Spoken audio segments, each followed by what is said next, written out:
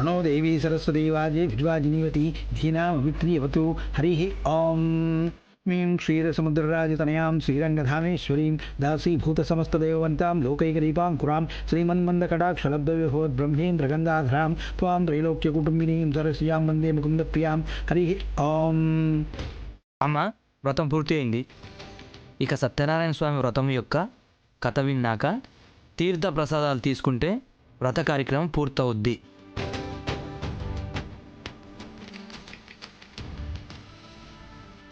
కలియుగాన లోక సంచారం చేసిన నారదులు వారు లోకుల బాధలను చూడలేక మహావిష్ణువును ప్రార్థించగా స్వామి నారదులతో కలియుగాన నేను సత్యనారాయణ రూపం ధరించి తిని కావున సత్యనారాయణ స్వామి వ్రతం చేసిన వారికి శోక దుఃఖాలను తొలగించి ధనధాన్య అభివృద్ధి చెంది సంతాన సౌభాగ్యాలు కలిగి సర్వత్రా విజయం లభించి కోరిన కోరికలు లభిస్తాయని చెప్పారు.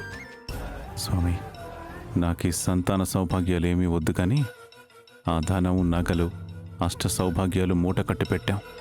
దాన్ని బయటికి పంపించు చాలు, నీకు గట్టిగా వ్రతం చేయిస్తాం.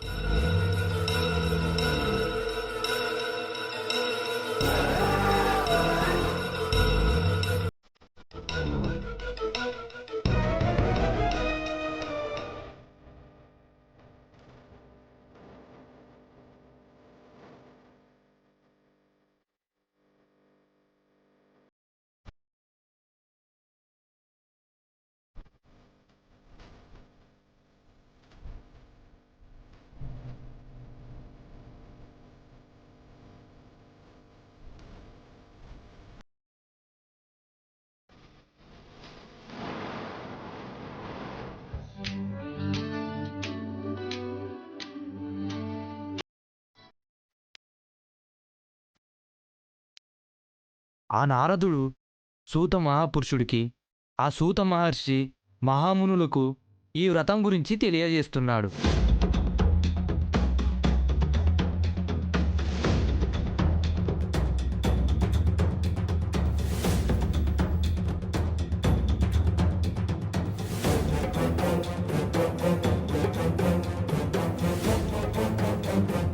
చూడు పార్వతి, ఈ మూటల్ని జాగ్రత్తగా బయటికి తీసుకెళ్ళాలి.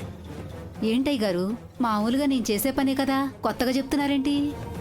కొత్తగా ఏం కాదు పార్వతి, కింద పూజ జరుగుతుంది కదా, పూజ డిస్టర్బ్ అవ్వకుండా తీసుకెళ్ళు అని చెప్తున్నాను. నువ్వేది ఉతకాల్సిన అవసరం లేదు, ఐరన్ చేయాల్సిన అవసరం కూడా లేదు. అంత మాత్రానికే నన్ను పిలవడం ఎందుకు అయ్య గారు? నువ్వు గట్టిగా మాట్లాడుకో. నేను చెప్పినట్టు చేస్తే నీకు 5,000 ఇస్తాను. 5,000 ఇస్తారా? జేబులోంచి ఇచ్చే, దాచిపెట్టుకో. ఏం చేయాలమ్మగారు? ఈ మూటల్ని ఇంటి బయటికి తీసుకెళ్తే చాలు. అక్కడ నా కారు ఉంటుంది, ఆ కారులో పెట్టేసి వెళ్ళిపో. సరే.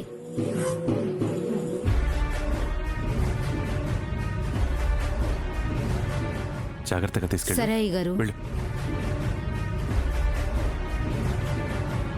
పద. వీళ్ళేంటి ఇంకా రాలేదు? మీరు ఈ వ్రతం చేశారు కాబట్టి మీ వైవాహిక బంధం అత్యంత అన్యూన్యంగా మారడమే కాకుండా ధనధాన్య అభివృద్ధి చెంది సంతాన సాఫల్యం కలిగి సంతాన సౌభాగ్యం కలిగి శోక దుఃఖాలు తొలగి సర్వత్రా విజయం లభిస్తూ మీరు కోరుకున్న కోరికలు కూడా తీరుతాయి.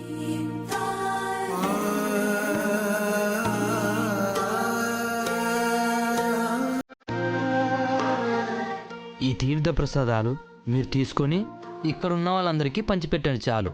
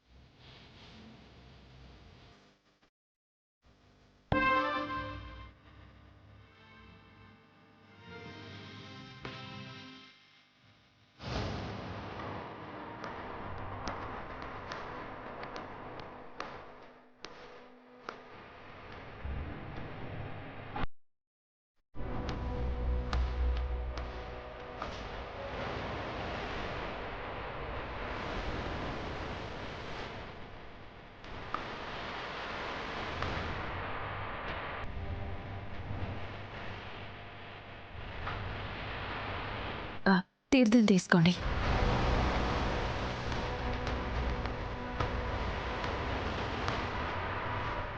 పార్వతి ఆగు.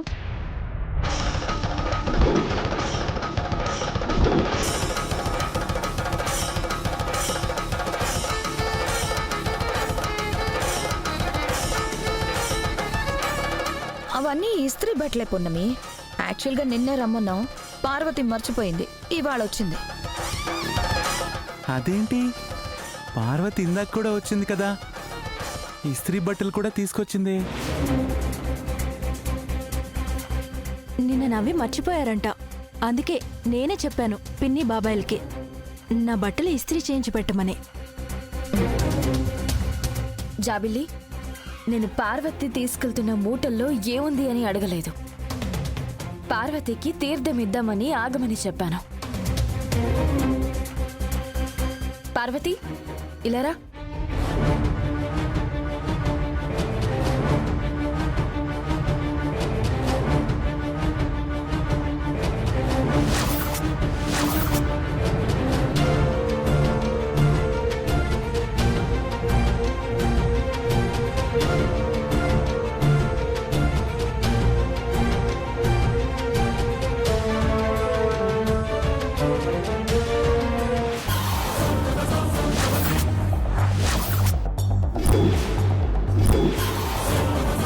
పార్వతి, తీర్థం తీసుకో.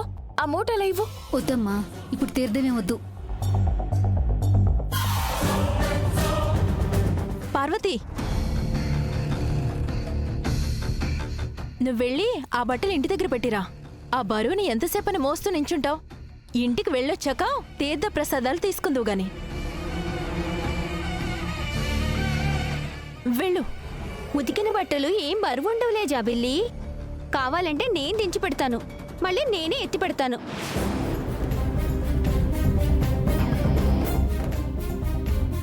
శుభమా అని సత్యనారాయణ స్వామి వ్రతం జరుగుతుంటే వీళ్ళు ఇస్త్రీ బట్టల గురించి ఆలోచిస్తున్నారంటేనే నాకు అనుమానంగా ఉంది. పార్వతి, ప్రసాదం తీసుకో. చేతులు ఖాళీగా లేవమ్మా, తర్వాత తీసుకుంటాను. కొండమ్మా, వచ్చి సహాయం చేయి.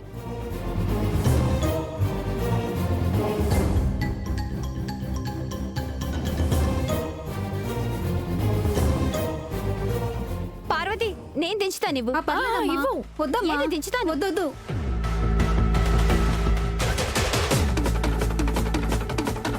పార్వతి బయటికి వెళ్తుంది. ఈ దెబ్బతో ఈ ఇంటికి మనకి ఎలాంటి సంబంధం ఉండదు. ఈ ఫారెన్కు చెక్కేద్దాం అనుకుంటే వీళ్ళు పంపించేలా లేరు. పర్లేదమ్మా. ఏది? వద్దమ్మా, నన్ను దించని. వద్దొద్దు. అవునండి, ఇప్పుడు పార్వతి దొరికిపోతే ఏం చేద్దాం? దొరకకూడదు అని ఆ సత్యనారాయణ స్వామిని వేడుకుందాం.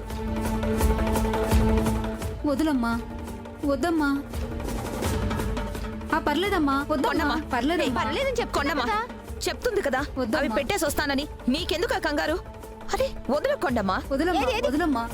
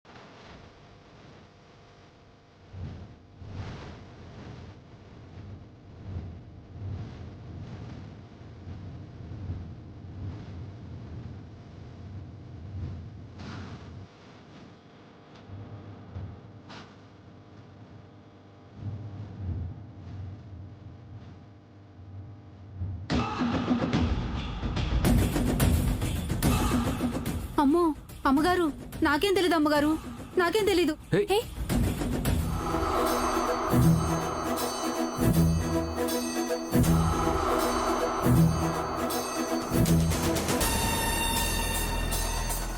ఏంటి అగ్నిదేవ్ గారు, ఇస్త్రీ కోసమని బట్టల మూటలు పంపిస్తే డబ్బు, నగలు, ఆస్తి పేపర్ల కట్టలున్నాయి. వీటిని కూడా ఇస్త్రీకనే పంపిస్తున్నారా? పెద్దమ్మగారు, నిన్ననే చెప్పాను కదా బీరువా అంతా ఖాళీగా ఉంది అని. ఇప్పటికైనా నా మాట నమ్ముతారా? పున్నమేం చెప్పినా అందులో నిజం మాత్రమే ఉంటుంది, ఏం చేసినా అందులో న్యాయం మాత్రమే ఉంటుంది. అగ్నిదేవా, ఏమిటిది? నువ్వెన్నో తప్పులు చేశావు, నేను క్షమించాను. ఎన్నో మోసాలు చేశావు, అయినా మన్నించాను. ఏమిటి ఇప్పుడు చేసిందేమిటి? ఈ రాజమహల్లో ఉన్న ఆస్తి, నగలు, ఆస్తి పత్రాలు తీసుకొని ఏం చెయ్యాలనుకుంటున్నావు?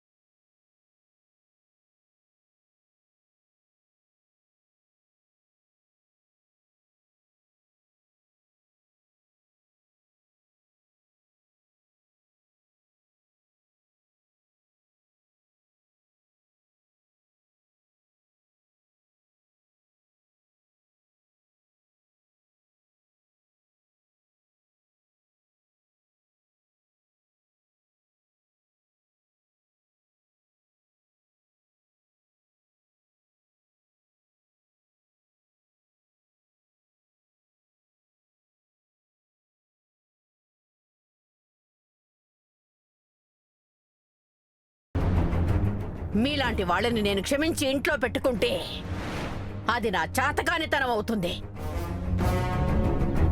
అయినా ఇలాంటి పనులు ఎలా చేయాలనిపిస్తుంది అగ్నిదేవ్ గారు? దేవత లాంటి పెద్దమ్మ గారిని, అయ్యగారిని మోసం చేస్తే మీకేం వస్తుంది? వాళ్ళకి చిల్లి గవ్వ కూడా లేకుండా దోచుకెళ్ళడానికి చూసారంటే ఇది మీ బుర్రలో ఈ రోజు పుట్టిన ఆలోచన కాదు, ఎప్పటి నుంచో ఉంది. అవకాశం కోసం ఎదురు చూశారు, ఆ అవకాశం ఈ రోజుగా భావించారు. ఇంకొన్ని నిమిషాల్లో ఈ సంపదంతా మా సొంతం అనుకున్నాం. గాల్లో ఎగిరిపోదాం అనుకున్నాం. ఇప్పుడు అడ్డంగా దొరికిపోయాం. తప్పించుకునే మార్గం కూడా లేకుండా పోయింది.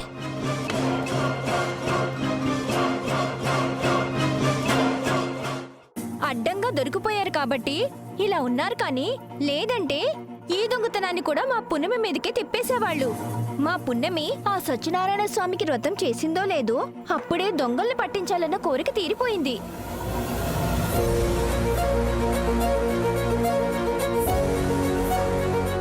అమ్మా, ఇంకా చూస్తావేంటమ్మా? ఈ నీచమైన విశ్వాసం లేనోళ్ళని బయటికి గెంటేసి. లేదంటే పున్నమి పోలీసులకు ఫోన్ చేయి. వీళ్ళకి జైలు కూడా తింటే తప్ప బుద్ధి రాదు. పెద్దమ్మా, మమ్మల్ని క్షమించు పెద్దమ్మా. మీలాంటి వాళ్ళని ఇంట్లో పెట్టుకుంటే ప్రాణాలు తీయడానికి కూడా వెనకాడరావు. లేరా, లే, పదండి పెద్దమ్మా, పదండి. పెద్దమ్మా, నా ఒక్క మాట క్షణం విను. కూడా ఇంట్లో ఉండడానికి వీలు. పెద్దమ్మా, నా మాట విను పెద్దమ్మా. పెద్దమ్మా, బయటకు వెళ్ళండి. పెద్దమ్మా, పదండి. ఒక్కసారి నా మాట నోరు విను. మూసుకో. ప్లీజ్, ప్లీజ్ పెద్దమ్మా, ఇంకేం నా మాట విను పెద్దమ్మా. మాట్లాడొద్దు. పెద్దమ్మా, మాట్లాడొద్దు. నా మాట విను. ఒక్కసారి కూడా ఇంట్లో ఉండడానికి వేదిక, నువ్వు వీలు. చెప్పు వేదిక. పెద్దమ్మా, పెద్దమ్మా, ప్లీజ్ పెద్దమ్మా. పదండి బయటికి.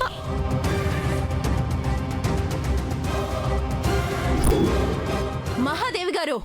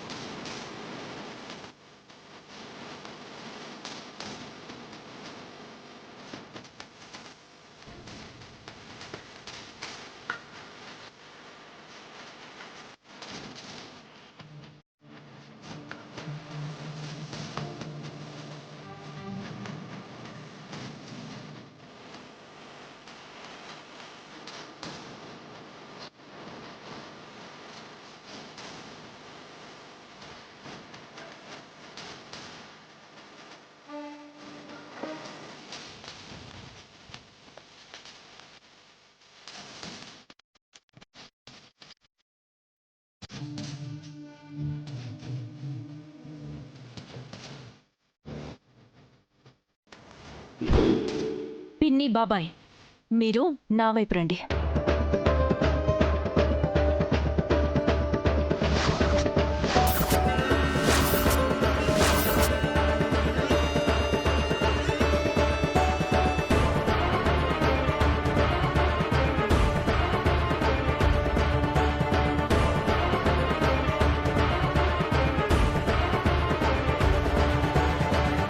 ఆ డబ్బు నాది, ఆ నగలు నావి, ఈ ఆస్తులన్నీ నావి. అవునా కాదా? నిజమే జాబిల్లి. అయితే వీళ్ళని వదిలిపెట్టు.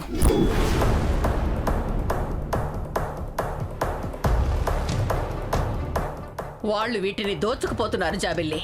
లేదు, తీసుకొని వెళ్తున్నారు. అది కూడా నేను చెప్తేనే.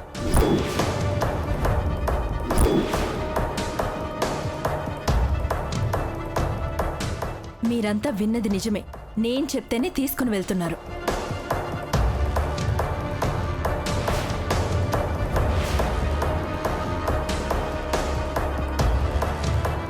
నువ్వు ఏం మాట్లాడుతున్నావో నీకు తెలుసా జాబిల్లి? పూర్తిగా తెలుసు. జాబిలి, పృథ్వీ, నీతో తర్వాత మాట్లాడతాను. ముందు ఈ పంచాయతీ తేలని. చూడు ముసలమ్మ. జాబిల్లి, ఏయ్,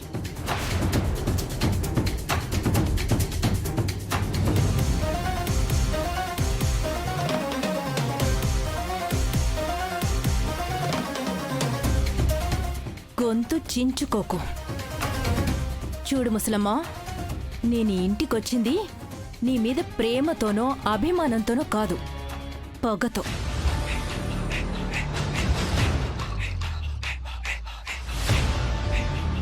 మా మీద నీకు పగేంటి జాబిల్లి? జాబిల్లి, వీళ్ళు నీ కోసం 20 ఏళ్లుగా ఎంతగా ఎదురు చూశారో నీకు తెలీదు.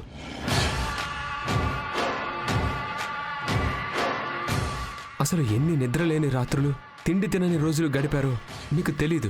మరి పిచ్చైనా మా అమ్మని చంపి నన్ను ఒంటరిదాన్ని చేసి అనాథని చేస్తే నేనెన్ని రోజులు అమ్మ కోసం నాన్న కోసం గుక్కపట్టి ఏడ్చానో మీకు తెలుసా?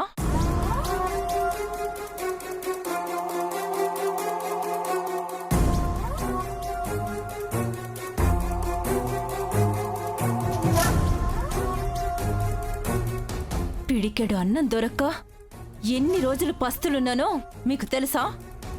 అదే మా అమ్మ ప్రాణాలతో ఉండుంటే నాకీ నరకం ఉండేదా? అమ్మా జాబిల్లి, నీకోసం ఎక్కడెక్కడో వెతికించావు. నేను మీ అమ్మని చంపలేదమ్మా. నువ్వే చంపావు, నువ్వే చంపావు, నువ్వే చంపావు, నువ్వే చంపావు.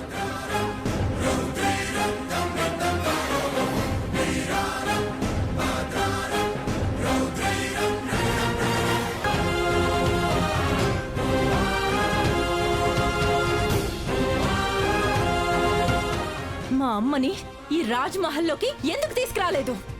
మీరు మాత్రం ఈ రాజ్ మహల్లో ఉండాలి, మా అమ్మ మాత్రం గుడిసెలో ఉండాలా? మీరే చంపేశారు.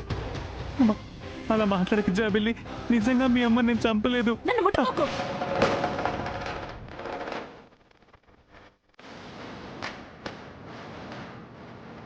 నన్ను ముట్టుకోవద్దు.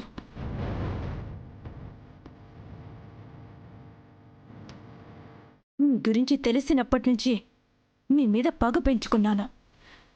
మా అమ్మని ఈ రాజ్ మహల్లో అడుగు పెట్టనివ్వని మిమ్మల్ని కూడా రాజ్ మహల్ నుండి గెంటేయాలనుకున్నాను. కానీ ఎలా అన్నది అర్థం కాలేదు.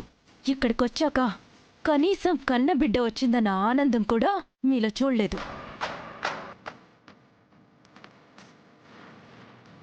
అందుకే నన్ను వాళ్ళ బిడ్డలా చూసుకున్న పిన్ని బాబాయిలకి దగ్గరయ్యాను. వాళ్లనే నా అమ్మ నాన్న అనుకున్నాను.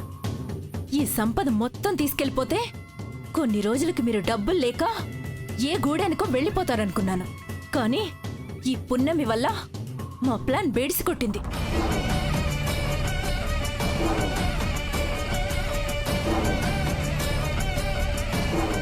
అది ఒకందుకు మంచిదే అయింది. బాబాయ్, ఈ ఆస్తి మీద సర్వ హక్కులు నా పేరు మీదనే ఉన్నాయి.